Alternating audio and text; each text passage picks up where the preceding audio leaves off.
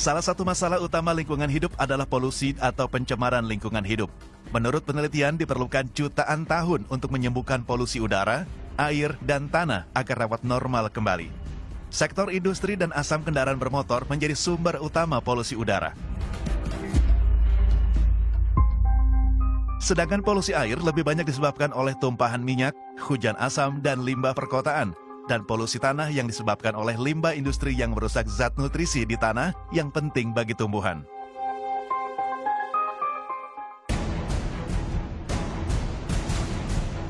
Selain polusi, pemanasan global juga menjadi isu utama lingkungan hidup.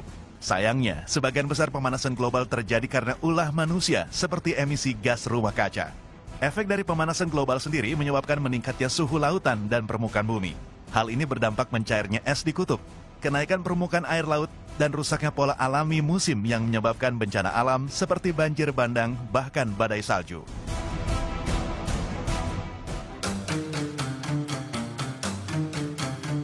Masalah yang dianggap sepele seperti membuang sampah sembarangan, seperti limbah plastik dan limbah rumah tangga juga menjadi masalah besar untuk lingkungan hidup.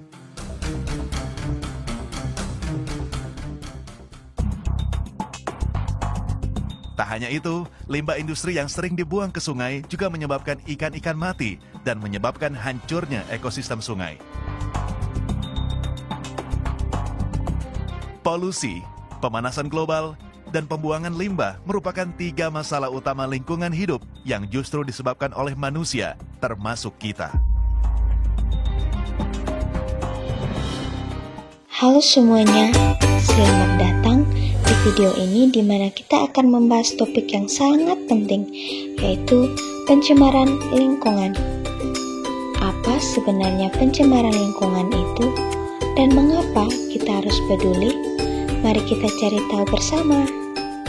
Pencemaran lingkungan adalah kehadiran atau masuknya suatu substansi, energi, atau komponen lainnya ke dalam lingkungan dalam jumlah yang besar dan dapat membahayakan kesehatan manusia, juga makhluk hidup lainnya, serta dapat membahayakan keseimbangan ekosistem.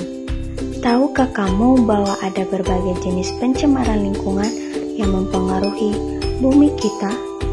Kita akan membahas jenis-jenis pencemaran lingkungan dan bagaimana dampaknya terhadap kesehatan kita serta ekosistem.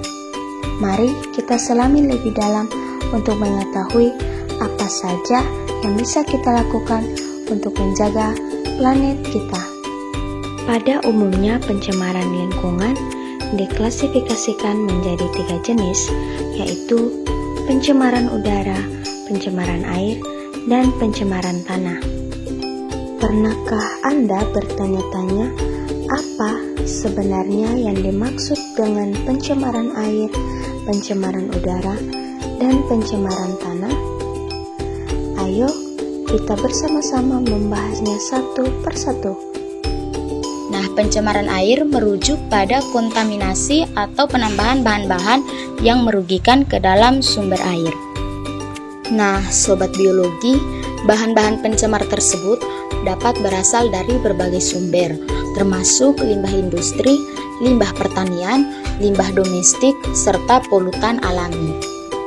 Nah, sobat biologi semuanya, perlu kita ketahui bersama bahwa pencemaran air dapat menyebabkan berbagai masalah lingkungan dan juga kesehatan manusia, termasuk kerusakan ekosistem air, penyakit, dan kematian hewan air serta tanaman. Pencemaran air merupakan salah satu masalah lingkungan yang sering terjadi. Nah, pencemaran lingkungan ini dapat menimbulkan berbagai masalah pada kesehatan dan juga lingkungan. Upaya penanggulangan yang dapat dilakukan untuk mencegah pencemaran air ini yaitu yang pertama, menerapkan pengelolaan limbah yang baik sebelum dibuang ke perairan. Yang kedua, mengurangi penggunaan pupuk dan juga pestisida sintesis secara berlebihan. Yang ketiga, mengelola sampah dengan baik, terutama pada sampah plastik dan juga bahan kimia berbahaya lainnya. Yang keempat, membersihkan tumpukan minyak dengan segera. Dan yang terakhir, meningkatkan kesadaran masyarakat akan pentingnya menjaga kelestarian ekosistem perairan. Pencemaran udara merupakan salah satu dari pencemaran lingkungan yang ada. Nah, pencemaran udara sendiri adalah masuknya substansi atau partikel yang mengganggu kebersihan atau kualitas udara di atmosfer. Substansi atau partikel tersebut bisa berasal dari berbagai sumber, termasuk aktivitas manusia. Contohnya, asap kendaraan bermotor, asap pembakaran bahan bakar fosil, dan juga kebakaran hutan atau lahan.